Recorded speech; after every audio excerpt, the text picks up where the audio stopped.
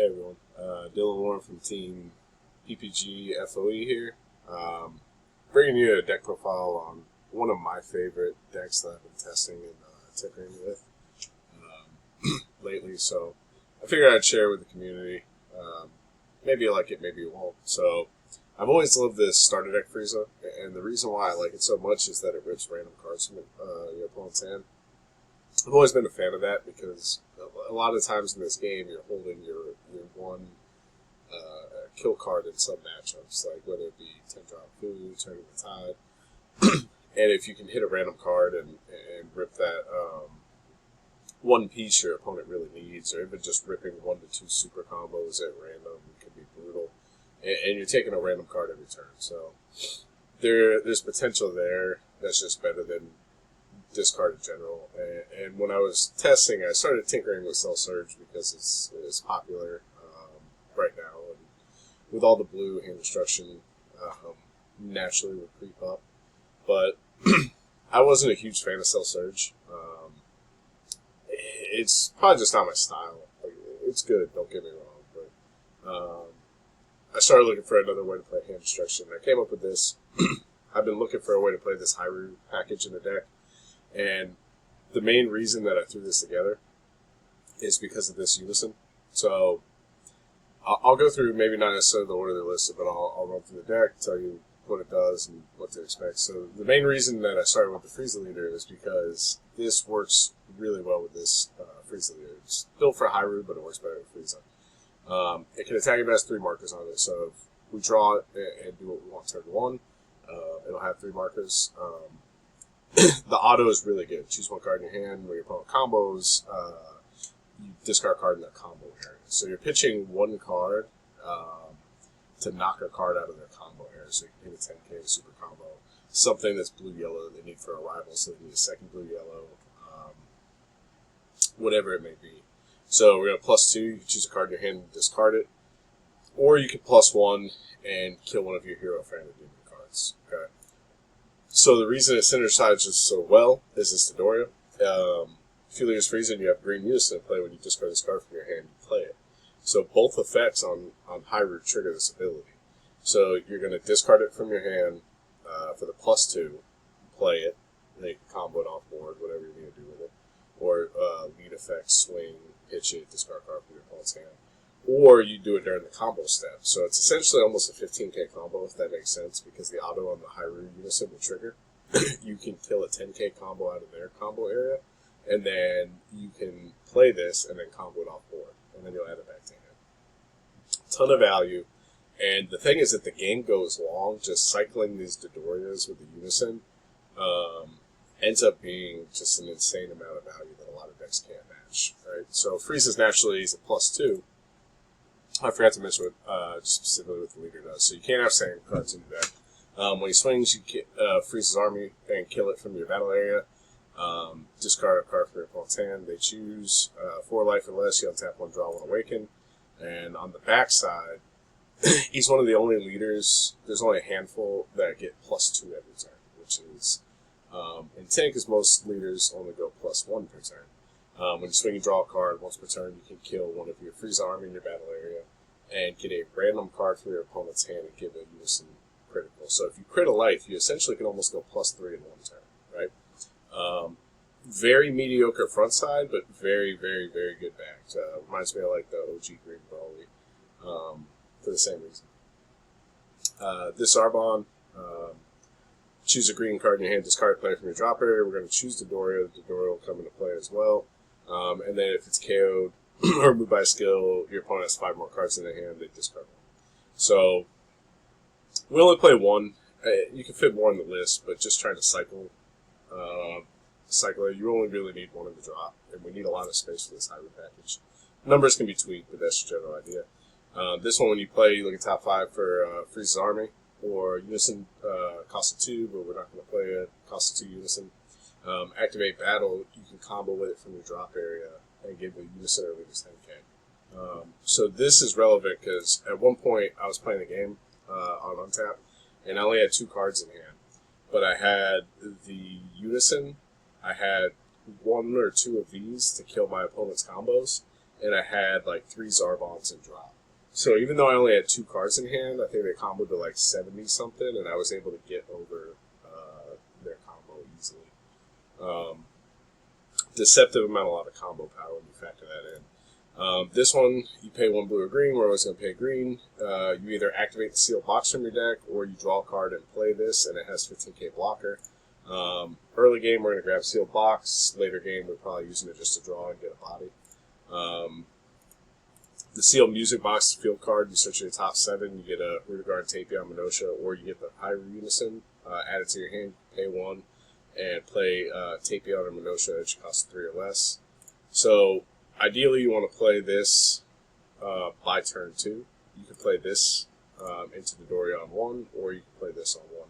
Either play is good, as long as you see one of them, you're going off the way you want to. So then I'll jump into the Hyrule chain. You got Minosha. This is the one you play off sealed music box. This starts a chain. When it's removed from battle area or KO'd, you either play a 3-drop Hirudegarn, put your deck, you look through it, or you draw a card. So the nice thing about that is if they counter in window 1, you can choose to do the other effects. So let's say you pop Minosha and you declare that you're activating the skill, and they say in window 1 they're going to activate God Sealing Technique or whatever counter it may be, Cold Bloodlust, whatever it is.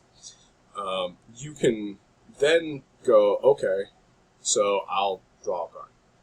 So it's nice because if they react in window 1, you get a second option for an effect, which is nice. So from the Minosha, we go into the 3-drop legs.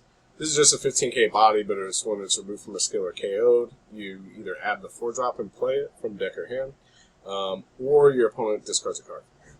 So same thing, if they go to counter, you can choose, okay, well, I'll discard a card from your hand instead, which we're a hand destruction deck, so that's fine a lot of times too, because they'll neg 1 on, say, God Sealing Technique, and then they'll neg another 1 from the effect. So most of the time, we're kind of fine with that. He goes into the 4-drop. Same effect, he can go into the 6-drop. But he also has the added effect of, it's kind of like Bardock Paternal Unison. Once per turn, when your opponent combos, you can discard a card from their combo area. So I've had games where I've had multiple of these on field, plus the Unison. And your opponent essentially can't really combo. It's really hard for them to arrival. If they Galactic Buster into Bojack pieces, you can pop them so that they can't play them and trigger the effects. They Galactic Buster, grab Bojack from energy, combo with it, you kill it out of combo area, they can't play it. So it's deceptively very good. 6-drop's critical 25k. Same effect when it dies can go into the 9-drop. It can also go back into a 4-drop. That's relevant. You can go back down to the 4 and kill your opponent's combo. Activate battle, you can KO this card, choose up to 2 of your opponent's battle cards and KO them. So this kill 2 battle cards effect makes us very hard to deal with. Part of the reason is, let's say you have Minosha. Oh, I guess I should tell you the whole way first. So this is just a cantrip, draw a card, and then choose one of your Hirudegarn or Minosha cards and KO it. When this is used in combo, it becomes a 10k. So this is a free 10k combo if we kill something. But the thing is, it triggers their inactivate battle. So let's say we have the 2-drop, right? We can combo 2 Hoi, kill the 2, go into the 4, kill the 4, go into the 6, use the 6, activate battle, and kill 2 battle cards during battle. So your opponent has to be very careful, and they have to have an answer for that if they ever dump all in.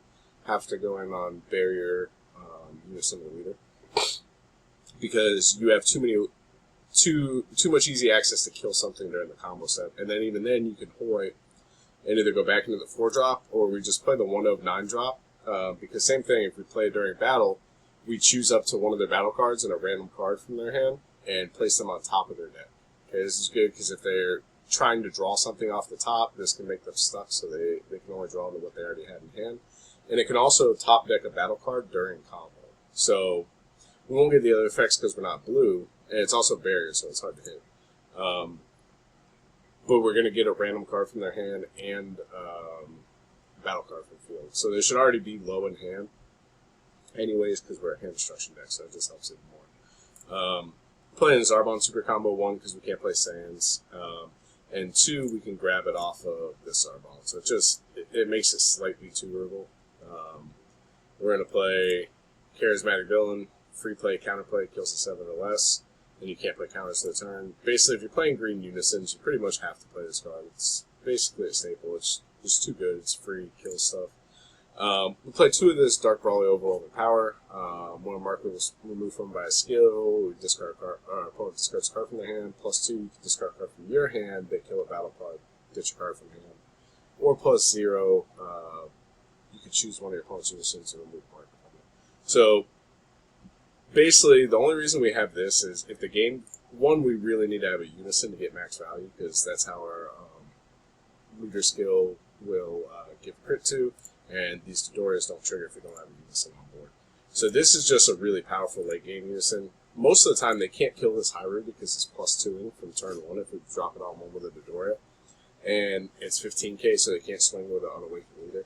So a lot of times this gets a ton of markers on it, and they can't really kill it. But if they somehow do kill it, or let's say we're just, on turn 5, this unison, it's still doing good. Like, no matter what, it's good. But this one's just better at that point. We just swap into it and upgrade our unison later in the game. And then I played this SCR partly because I love Boo, partly because it's really good. It's double strike 40k. You can play it for 2 energy, main or battle. And we're going to have a ton of markers on our unison usually. So Spirit Boost 2, we can take their unison. That's usually not a problem. A lot of times you still want to have your green unison so it triggers your effects. So you typically, unless they have an amazing one, like maybe the blue Agents of Destruction one, you're going to let theirs go to drop and keep yours. But there is occasion where you might want their unison if it's a really good one. But that's the deck. I hope you like it. I've had a ton of fun playtesting this.